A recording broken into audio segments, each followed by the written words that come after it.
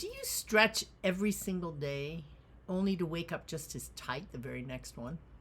Maybe it's your hamstrings or your neck, like you can't rotate all the way, and you notice that when you're driving. Or your shoulders are like earrings. Or maybe your calves, you can't get your heels to lay down. Or when you walk, it's hard to put them down, or you have plantar fasciitis. And you stretch and you feel better for a minute, and then the tightness comes right back. Maybe not immediately, but soon. What if your muscles aren't disobeying and refusing to loosen for you? What if they're actually doing their very best, trying to protect you? Today I want to explore why stretching can only help for a while, and what your body may really be telling you through its chronic tightness, and how a simple somatic type reset can help the nervous system feel safe enough, or let some or even all of that tension go. So by the end of this video, I hope you'll think differently about what tight really means inside of you. I'm Dr. Melanie Carlone, physical therapist, somatic practitioner, someone who believes that the body has this amazing intelligence, and we have to learn how to listen to it. I've spent 40 years in clinical practice with a master's and a doctorate in physical therapy, and I'm a double 200-hour yoga instructor. Most of all, I'm a breath and nervous system educator because it's what I needed to learn for my own healing. So I work with people living with chronic tension, bracing, fatigue, and pain that just doesn't go away. And a lot of times they feel like medical train wrecks. And one of the biggest myths I see is that if something feels tight, it must need more stretching. And very often, what feels like tightness is actually your body trying to have stability over mobility. So before you think, how do I stretch this? Maybe we should ask, what is my body holding on to and why? So a muscle can feel tight without actually really being physically short. Sometimes that muscle's creating an ongoing high tone because the nervous system believes that tension is helping you. Think of it like someone on a high stairway gripping a handrail. They may not be gripping because they feel weak. They may be gripping because it's really high up and it's kind of freaking them out and they feel safer. Your muscles do the very same thing, but in kind of a primitive way. So in my framework, I call this the protector. It's not a problem, it's a protector. It's a part of you that for a long time has been holding tone on your behalf, waiting to find out, is this safe to relax? So sometimes, if tightness is a protector, you need to ask, what is it trying to stabilize? Because your nervous system has one primary job: to keep you safe. And if it senses you're unsafe from posture or moving into areas of old injury, if you're stressed out, or even if you're just really tired, it can raise muscle tone to create support. So that's why hamstrings can tighten, and shoulders lift, and necks brace, and calves never seem to let go. And here's the part that we often don't think about. It isn't just one bad morning or movement or incident that did it. Stress accumulates bit by bit, or that old adage, straw by straw breaks the camel's back. In the body, that's called allostatic load, like that running total of everything you've been carrying that accumulates. Deadlines, poor sleep, grief you didn't have time to actually feel and you held. Injured and now tight fascia that you couldn't heal back to its original state. And your muscles and your fascia weave a story out of all of that in your body. So tightness isn't a character flaw or able to resolve only if you just try harder.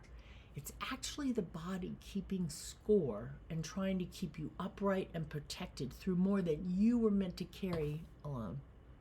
Your body isn't trying to frustrate you, it tries to help. But if stability comes first, then why does stretching feel good for a little while? Stretching can feel wonderful. It changes sensation. It moves proprioceptors, it wakes up awareness, and it can lower tone, but often just for a moment. If your nervous system, that primitive part of your brain, still believes that protection is needed, it quietly restores the tension soon after stretching because it's a reflex that you're not in charge of. It's like pressing the snooze button. You interrupt the signal, but you don't change the alarm, the reason it's ringing. So there's something else worth naming here.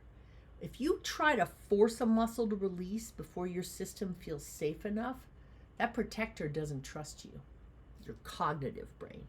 It often grips a little harder the next time. What the heck is she trying to do now? And this can lead to tears, chronic repetitive injuries. So instead of demanding that it let go, which never works, what if you first help it to feel seen and supported? Imagine. It's kind of what we all want. So let's take a second. Think of a place that you often stretch the most. Is it your neck, your shoulders, your hips, your hamstrings? Just be honest with yourself. You stretch it. Does it stay loose afterwards and you move on to something else? Or does the tension keep coming back? So leave a comment, take a moment, because I suspect a lot of us share really similar patterns because honestly, we have become a world of sitters. And it shows. So if what I'm saying is already shifting something, I ask, please consider subscribing. Do a sister a good deed here. We go slow and we go deep here, and your support really means a lot. So let's come back to it. We're not going to stretch anything. We're going to devote ourselves to helping your body feel safe enough to soften on its own. All right, you ready? Step 1, orient.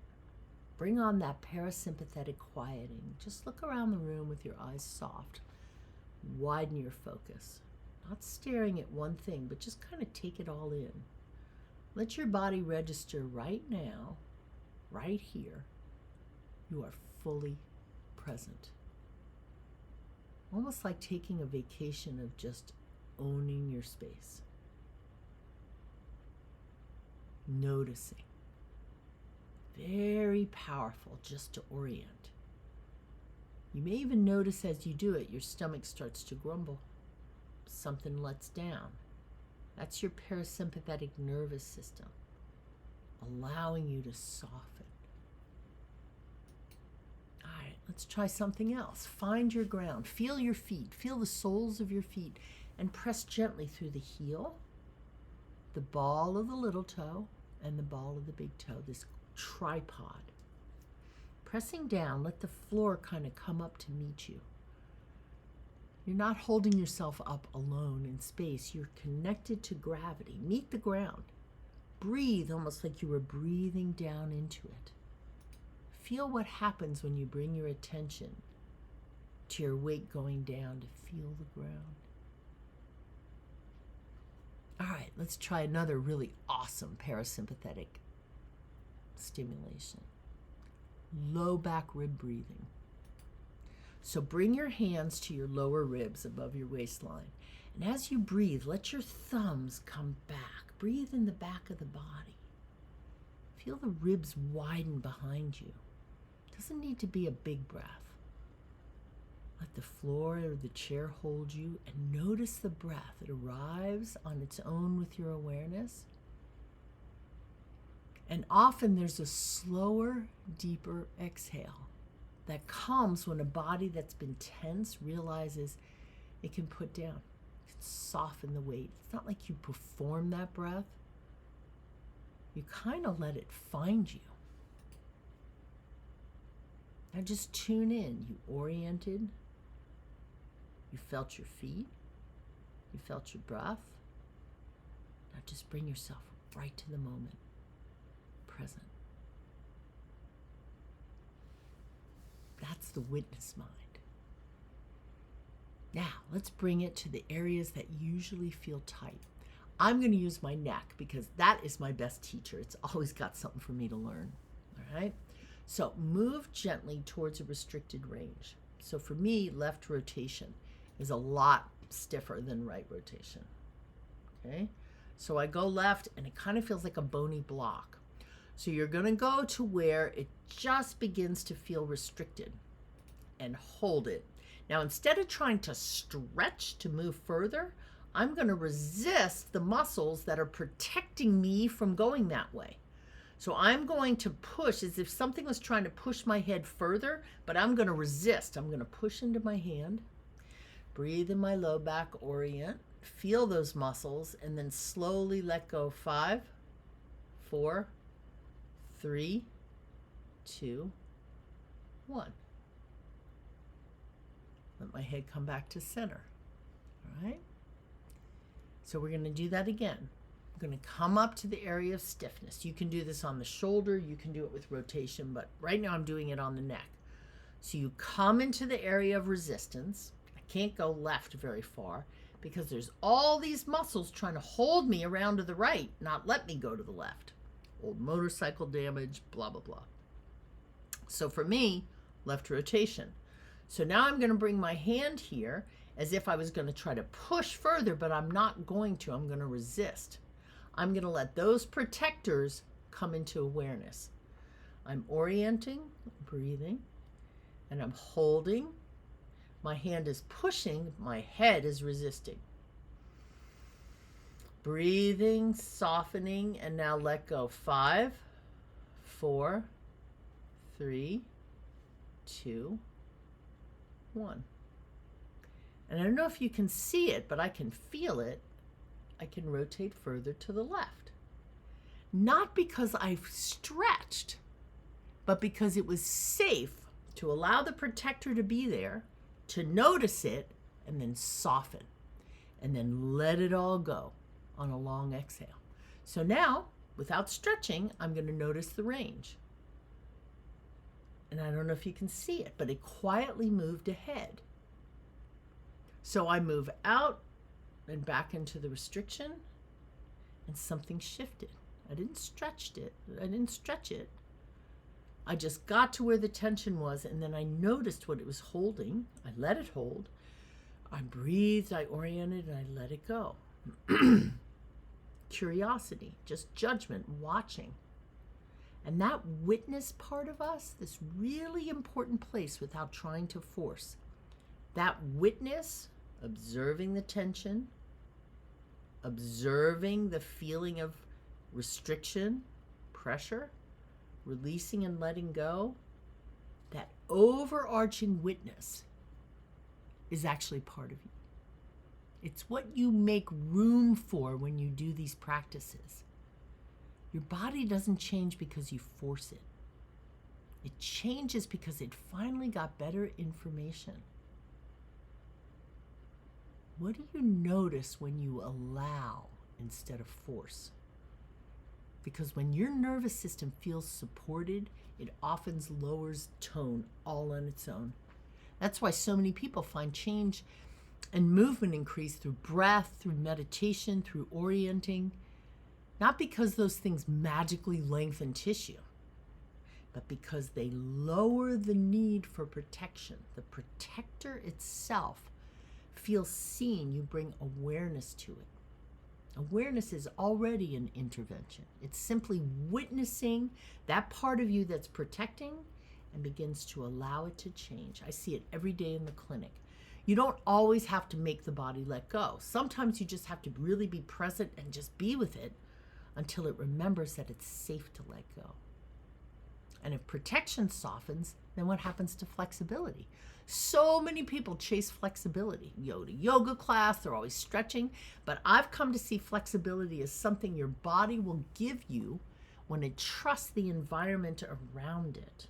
When movement feels safe, the body starts to come back into this beautiful resilience and range. And that's why one day you can feel open and on your game, and the next day all tied up like a ball of knots.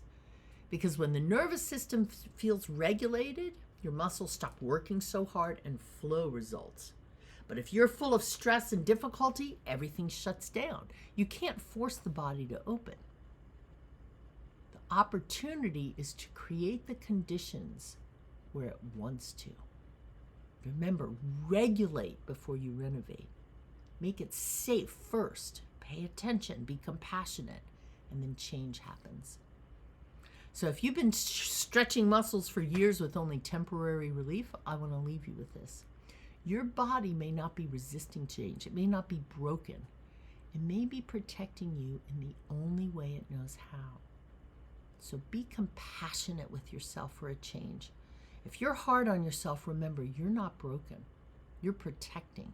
And there's something larger here too. That same intelligence that wants to keep you safe It's the same intelligence that lets you feel held by something bigger when you relax. You don't heal by gripping harder. We heal in relationship with our bodies, with our environment, with the ground, with each other. It's like a fish doesn't have to chase the water. A lot of times it doesn't even know it's in water. It's swimming in it, but it can't see it till you give it space to be recognized. So meet your tension with curiosity instead of frustration. Be kind to yourself. And you may find that ease doesn't come from pulling harder, but by slowing down and listening more closely. So I hope this changed how you might see tight muscles. Let me know in the comments. I'd love to hear what areas always tighten up, and what did you notice? Were you able to figure out how to hold resistance? Like the video, subscribe, do all the things, move with kindness, breathe with awareness, and remember, your body isn't designed to fight against you. It's trying to keep you safe, and it's using the tools it has available. So soften before you strive. Give yourself a break. See you guys later. Thank you for tuning in.